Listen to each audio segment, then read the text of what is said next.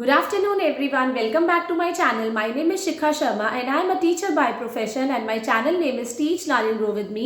तो आप लोगों के बहुत सारे कमेंट्स थे रिगार्डिंग DSSB NTT वैकेंसीज की वैकेंसीज कब आएंगी, उसका सिलेबस क्या होगा, हम कौन सी बुक्स उसको पढ़ सकते हैं उसको प्रिपरेशन करने के लिए ताकि हमारा एग्जाम फर्स्ट अटेम्प्ट में ही क्लियर हो जाए। So today I am going to tell you कि आप अपना NTT का DSSB का एग्जाम फर्स्ट अटेम्प्ट में कैसे क्लियर कर सकते हैं विद ओनली सेल्फ स्टडी। अगर आपको कोचिंग आप नहीं जाना चाहते हैं and if you think you are working, अगर आप वर्किंग है और कोचिंग जाने का टाइम नहीं है तो आप ऑनलाइन कोचिंग भी ले सकते हैं इसके लिए। एंड अगर आप ऑनलाइन भी नहीं लेना चाहते हैं तो आप अपनी सेल्फ स्टडी से कैसे NTT को क्लियर कर सकते हैं। मैंने कैसे DSSB natural science TGT clear किया अपनी सेल्फ स्टडी से, एंड साइड बाय साइड मैं ऑलरेडी प्राइवेट स्कूल में जॉब कर रही थी, उसके साथ साथ मैंने कैसे क्लियर किया। तो आज मैं आपके साथ यही शेयर करने वाली हूँ।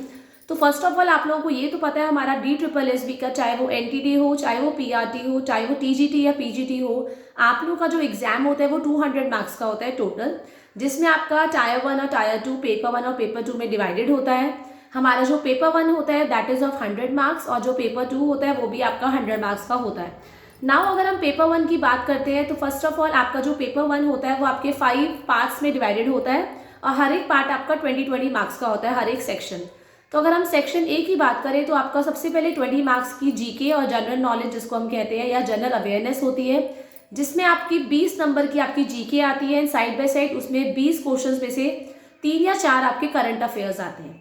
सो इसमें भी अब आप लोग जीके कैसे प्रिपेयर कर सकते हैं। आई नो जीके जो है इतना वास्ट है, इतना ज़्यादा सिलेबस होता है जीके का कि उसको एग्जाम के लिए कंप्लीट करना तो पॉसिबल नहीं होता है, बट फिर भी अगर आप लोग चाहते हैं कि हमारे 20 में से 12, 13, 14 नंबर आए, हम आप छोड़ना नहीं चाहते, तो आप जीके के लिए आप स्टार्टिंग कैसे कर सकते हैं। फर्स्ट ऑफ ऑल अगर आपका बेस थोड़ा सा ठीक है या बेस अगर बिल्कुल ही खराब है तो 3 to 5 की जो आपकी EVS की बुक्स होती है उसमें काफ़ी सारी चीज़ें आपको जानने को मिलेंगी अबाउट आवर कॉन्स्टिट्यूशन, आपकी गवर्नमेंट कैसी होती है, टाइप्स ऑफ गवर्नमेंट कैसी है, तो ये सब। और अगर आपका बेस ठीक है, आप अगर SST के बैकग्राउंड से हैं तो फिर तो आपका बेस डेफिनेटली स्ट्रांग होगा। एंड अगर आप NTT के लिए कर रहे हैं तो मैं तो आपको यही सजेस्ट करूंगी 3rd से लेके 8th क्लास तक की जितनी भी आपकी सोशल साइंस की बुक्स हैं, 3 to 5 आप लोगों को मिलेगी EVS की बुक्स और 6 to 8 आपको मिलेगी सोशल साइंस की बुक्स। अगर आप 3 to 8 तक इसमें कवर कर सकते हैं तो आपका जीके और जनरल अवेयरनेस का काफ़ी सारा क्वेश्चन जो है कवर हो जाएगा। आप अपने आप को मान सकते हैं कि हाँ अब मैं जीके के लिए प्रिपेयर हूँ। नाउ बात करते हैं हम रीजनिंग की। तो आप रीजनिंग कैसे कर सकते हैं। रीजनिंग में आपके जितने भी, फर्स्ट ऑफ ऑल मेरा पहला हमेशा यही रहता है कि डाउनलोड द सिलेबस। अगर आप NTT की प्रिपरेशन भी कर रहे हैं सबसे पहले आप सिलेबस को डाउनलोड कीजिए और उसका हार्ड कॉपी अपने पास रखिए। जैसे ही आपका जीके कंप्लीट होगा मार्केट, मैंने भी ऐसे ही किया था, मैंने सिलेबस को डाउनलोड किया था जब मैंने TGT नेचुरल साइंस की प्रिपरेशन की थी। एंड जैसे जैसे मैं एक एक टॉपिक करती जाई मैं उसको मार्क करती रहती थी कि हाँ मेरा इतना सिलेबस हो गया है, अब इतना बचा है। That gives you motivation. Actually में आपको मोटिवेशन मिलता है जब आप लोग काफ़ी सारा सिलेबस कवर कर लेते हैं और सिर्फ थोड़ा ही सिलेबस रह जाता है, that's why. So after that उसके बाद आप रीजनिंग का कैसे कर सकते हैं। रीजनिंग में see many classes are very good classes are going on YouTube. YouTube पे बहुत अच्छी अच्छी क्लासेस होती हैं, जैसे मैंने तो अध्ययन मंत्रा से ली थी, वहाँ पे संदीप सर आपकी रीजनिंग की क्लासेस लेते हैं, आप वहाँ से ले सकते हैं। वो एक एक कंसेप्ट बहुत अच्छे से आपको समझाएंगे एंड आप वहाँ से अपने बेस को, अपने कंसेप्ट को क्लियर कर सकते हैं। एंड फिर कोई भी आप रीजनिंग की बुक्स ले लीजिए, मार्केट में बहुत सारी DSSB के नाम से बुक्स आती है रीजनिंग के लिए, पर आप रीजनिंग की बुक्स आप उसके बाद ले सकते हैं फॉर प्रैक्टिस। पहले आप ऑनलाइन कर सकते हैं, there is no issue with that. Now thirdly अगर हम मैथमेटिक्स की बात करें, मैथ्स, ज़्यादातर बच्चे मैथ्स से बहुत ज़्यादा डरते हैं, मेरे पास आते भी है कमेंट्स कि मेरा मैथ्स बहुत वीक है। सी अगर आप लोग मैथ से डरेंगे फिर तो डेफिनेटली कभी भी मैथ समझ में नहीं आया था, नहीं आएगा, क्योंकि ये मेरा खुद का एक्सपीरियंस है। मैं भी जब 6-7 क्लास में थी तो मैं मैथ से बहुत ज़्यादा डरती थी, पर जैसे ही बिकॉज मेरी फ्रेंड बहुत अच्छा उसका मैथ्स था, जब मैंने उससे हेल्प ली उसके बाद धीरे धीरे मेरा मैथ्स 8th क्लास से इतना अच्छा हो गया कि अब मैं बोल सकती हूँ कि बीइंग अ साइंस टीचर मेरा मैथ्स बहुत अच्छा है, मैं मैथ्स भी टीच कर सकती हूँ up to class 10th। Now अगर आपको मैथमेटिक्स की प्रिपरेशन करनी है तो डेफिनेटली 6 से लेके 8 तक की आप NCERTs को करिए। NCERT में आपके सारे जितने भी कंसेप्ट्स हैं, इंपॉर्टेंट कंसेप्ट्स है फॉर मैथमेटिक्स आपको गिवन है, तो आप सबसे पहले जो भी करें आप NCERT से करिए। बिकॉज आपका जो DSSB का एग्जाम है ये आपका गवर्नमेंट का एग्जाम होता है, तो जो NCERT की बुक्स होती है वो गवर्नमेंट अप्रूव्ड होती हैं, तो आप सबसे पहले जो भी करें NCERT से करें। NCERT जब कंप्लीट हो गई है तब आप रेफरेंस बुक्स की तरफ जाइए, मैं आपको हमेशा यही समझाती हूँ। नाउ नेक्स्ट अगर हम बात करते हैं कि हमारा मैथमेटिक्स के बाद 6 to 8 की मैथमेटिक्स करेंगे, फिर हम साइंस पे आ जाते हैं। साइंस आपको करनी है डेफिनेटली, क्योंकि आपका जो शुरू का सेक्शन होता है जनरल अवेयरनेस में साइंस भी आ जाती है, तो आप अपना 6 to 8 की साइंस कर सकते हैं for the preparation, right. 6 to 8 अगर आप साइंस बैकग्राउंड से है तो डेफिनेटली आप 6 से लेके 12 तक की आप डेफिनेटली करने वाले, जैसे मैंने करी थी फॉर सेक्शन बी। उसके बाद आप लोगों का आ जाता है हिंदी और इंग्लिश। हिंदी और इंग्लिश आप जब करेंगे, आप लोग सबसे पहले अपने जो ग्रामर की बुक के कंसेप्ट्स को क्लियर करेंगे। ऑक्सफोर्ड की बुक बहुत अच्छी है ग्रामर की, आप वो ले सकते हैं, राइट। अगर आपको कोई और राइटर भी पसंद है, आपको किसी और ने कोई और बुक बताई है, यस, उसको लेकिन डेफिनेटली जज करिए कि आपको कंटेंट उसका समझ में आ रहा है या नहीं। क्योंकि अगर लैंग्वेज समझ नहीं आएगी, अगर हम किसी के बोलने से कोई भी बुक ले लेते हैं और लैंग्वेज ही समझ नहीं आ रही, तो इट इज़ यूजलेस।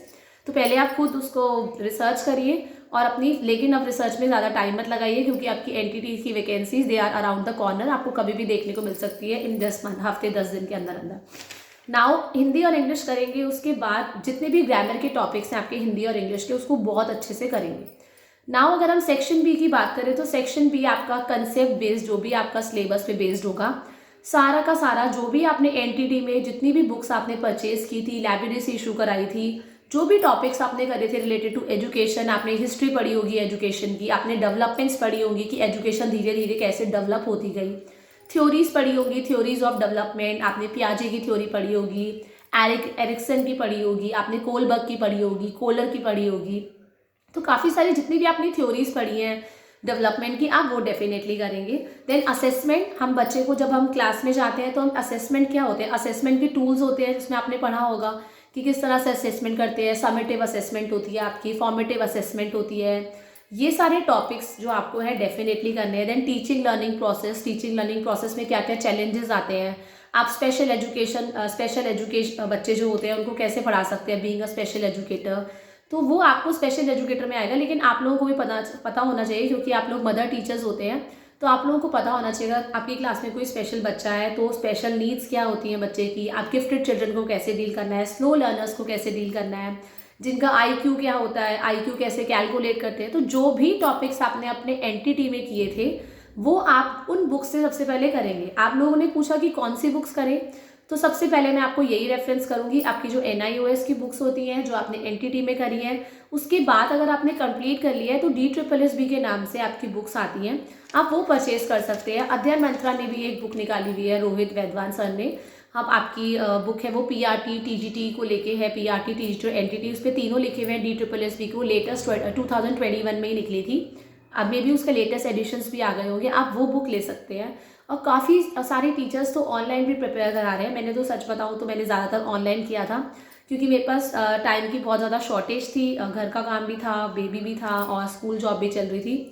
तो मैंने अपनी सेल्फ स्टडी से और ऑनलाइन क्लासेस के थ्रू ही, और ऑनलाइन की भी सारी यूट्यूब की क्लासेस थी, मैंने कोई परचेज कोर्स नहीं किया था। येस, मैंने एयरफोर्स के लिए जब मैंने एग्ज़ाम क्लियर किया था तो मैंने बायजूस से प्रिपरेशन की थी, वो मैंने परचेज़ किया था कोर्स। अदरवाइज़ मैंने DSSB को क्लियर करने के लिए अपनी सेल्फ स्टडी और ऑनलाइन टीचर से ही पढ़ा था, right. Still if you are, आपको कोई भी ऐसा डाउट है किसी भी टॉपिक पे, आप चाहते हैं कि मैं वीडियो बनाऊं, तो आप मुझे कमेंट सेक्शन में डालिए। अभी मेरी 2 दिन की छुट्टी और बची हुई है, तो मैं डेफिनेटली आप लोगों के लिए वीडियो बनाऊंगी to help you out. Thank you everyone, have a nice day.